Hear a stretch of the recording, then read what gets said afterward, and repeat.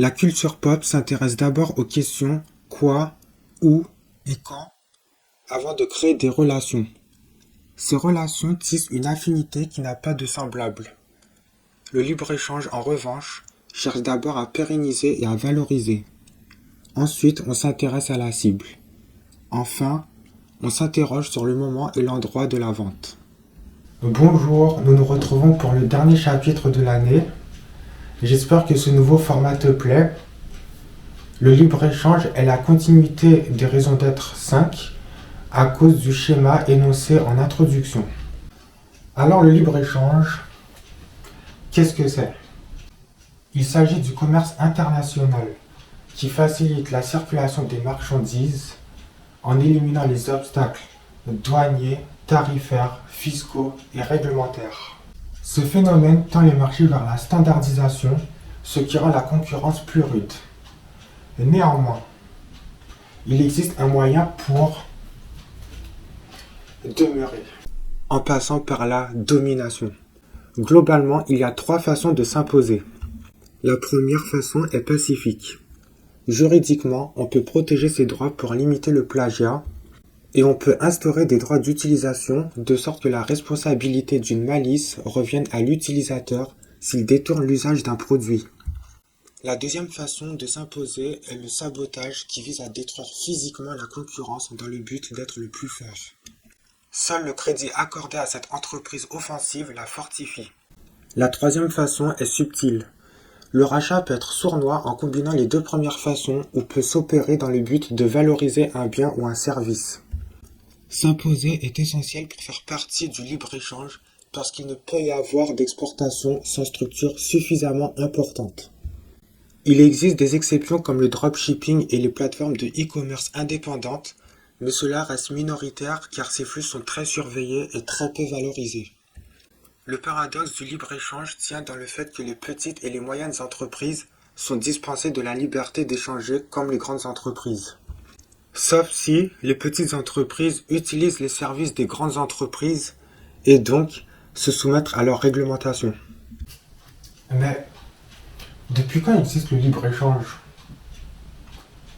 On pourrait presque affirmer que le commerce international est apparu en même temps que l'agriculture et qu'il évolue au même rythme.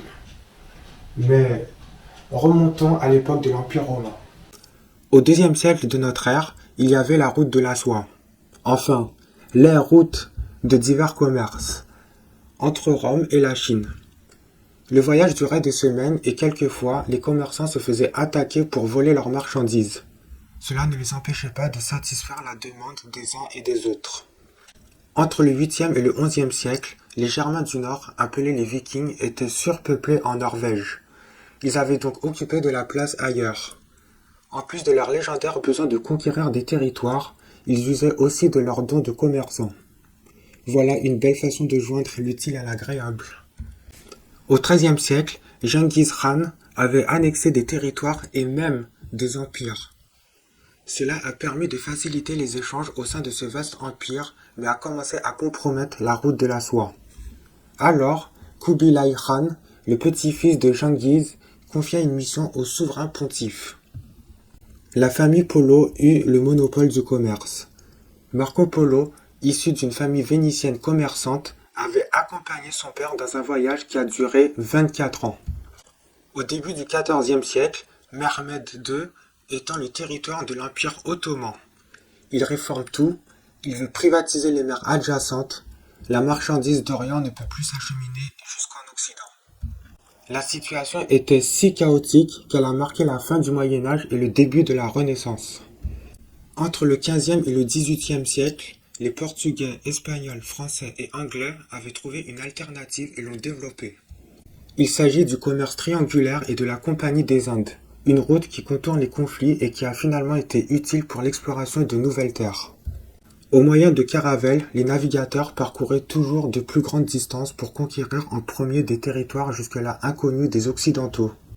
Les patriotes exploitaient leur conquête d'une façon sans précédent pour exprimer la puissance du royaume. Ce modèle s'estompe pendant le pouvoir de Napoléon lorsque des révolutions éclatent premièrement en Haïti. Les esclaves avaient déchiré le drapeau français pour se faire le drapeau blanc de la paix et pour faire leur propre drapeau en recousant le rouge et le bleu. L'union fait la force, disaient-ils tous en chœur. Une décolonisation progressive s'effectue, le libre-échange prend alors une autre tournure. Au XIXe siècle, une épidémie de mildiou ravage la culture de pommes de terre en Irlande. La population cherchait à fuir le pays par tous les moyens. Une partie des Irlandais qui avaient survécu au voyage maritime étaient accueillis par les premiers Américains et une autre partie des Irlandais se sont réfugiés à Londres. Étant catholiques et méprisés des anglo-saxons protestants, aussi appelés WASP, ce qui était au départ une crise environnementale devient une excellente occasion d'assujettir les Irlandais, principalement dans l'industrie. Le Titanic, entre autres, qui est la démonstration de la prouesse technologique de ce royaume, hérite de cette vergogne et la guerre de l'opium en a été les conséquences. Cette époque a pourtant participé au libre-échange. Quand on y pense, les Chinois n'y sont pour rien dans la construction de l'Empire ottoman, ni les Africains qui ont subi une diaspora et une déportation, ni les Irlandais qui ont été transformés en ouvriers suite à une grande famine. Pourtant, par excès de spéculation, beaucoup d'innocents en ont subi les frais. Un pays, qu'est-ce que c'est? Un relief, un climat, des ressources aussi appelées richesses souterraines, une superficie, une démographie, des croyances, une langue et une monnaie. On pourrait citer d'autres critères, mais il suffit de se limiter à cela. En se référant aux quelques points historiques cités précédemment, chaque critère de la ligne du bas a son importance, ses nuances et ses profondeurs. Ces aspects culturels sont les témoins d'une histoire aussi complexe que fascinante. Savoir de quoi un pays retourne oriente le libre-échange dans les négociations et l'importation. Mais cela ne suffit pas. Il faut aussi étudier ce qu'est un marché. Parenthèse. J'aime expliquer ce qu'est un emploi et j'aimerais t'en faire part. Donc, nous sommes chômeurs. Nous sommes une offre d'emploi ou une demande d'emploi? Beaucoup se trompent en répondant à cette question, pourtant la réponse est simple. Dans le marché du travail, nous sommes une force de travail. Donc, un travailleur offre une force de travail, le rémunérateur demande une offre d'emploi. Rectification. Un rémunérateur demande une force de travail. Mais c'est toi aussi, tu m'embrouilles. En tant que chômeur, nous offrons une force de travail. D'ailleurs, celui qui travaille est aussi appelé un employé, parce qu'on l'emploie dans le marché du travail. C'est bon pour toi? En expliquant de la sorte, nous ne sommes qu'au final qu'une pièce de l'entreprise remplaçable au gré de ses besoins et de ses envies. Faisons un rappel des basiques de l'économie. Un ménage ou unité variable qui correspond aux personnes qui occupent une même habitation a un certain pouvoir d'achat après obtention d'une rémunération. Le ménage a le choix soit de consommer, soit d'épargner. Le risque auquel un ménage peut être exposé est la récession. Une entreprise ou une unité variable de production dégage un certain bénéfice après obtention d'un chiffre d'affaires. L'entreprise va distribuer cette marge commerciale dans les charges et dans l'investissement de ce qui permettra de développer l'entreprise. Toutes ces données se retrouvent dans un document qu'on appelle le compte de résultat. Le risque auquel une entreprise peut être exposée est la bulle spéculative. Depuis l'époque contemporaine, les entreprises et les ménages forment une symbiose de plus en plus intrinsèquement liée, tantôt économiquement que dans leur fonctionnement. Qu'est-ce qu'un marché? Il s'agit d'un lieu de rencontre entre l'offre et la demande.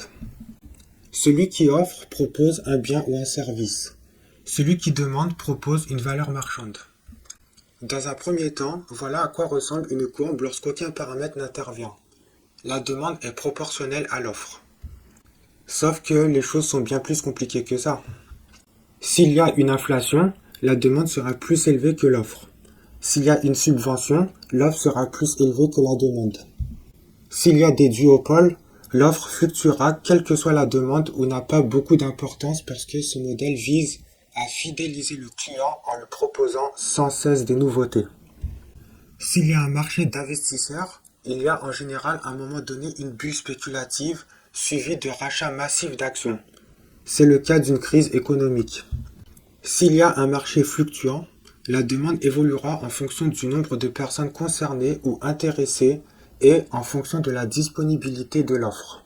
L'offre est relativement stable parce qu'elle représente un investissement qui sera renouvelé lorsque l'état du matériel est usé, vétuste ou obsolète. Maintenant que nous avons étudié les marchés et que nous parlons toujours de libre-échange, il faut aussi s'interroger au pays avec lequel les accords sont concluants. Les flux commerciaux révèlent la façon dont un pays est géré et ses activités. Comme d'habitude, on exclut les exceptions et on s'attarde aux généralités.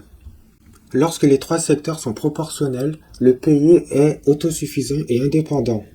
L'import et l'export sont quasiment nuls. Lorsque le secteur tertiaire est dominant, le pays est développé mais dépend des pays producteurs. L'import et l'export sont donc élevés. Lorsque le secteur secondaire est dominant, le pays est développé mais inégalement. Il y a une économie à trois échelles, l'export est supérieur à l'import. Lorsque le secteur primaire est dominant, le pays est doté de peu d'infrastructures. L'import est supérieur à l'export.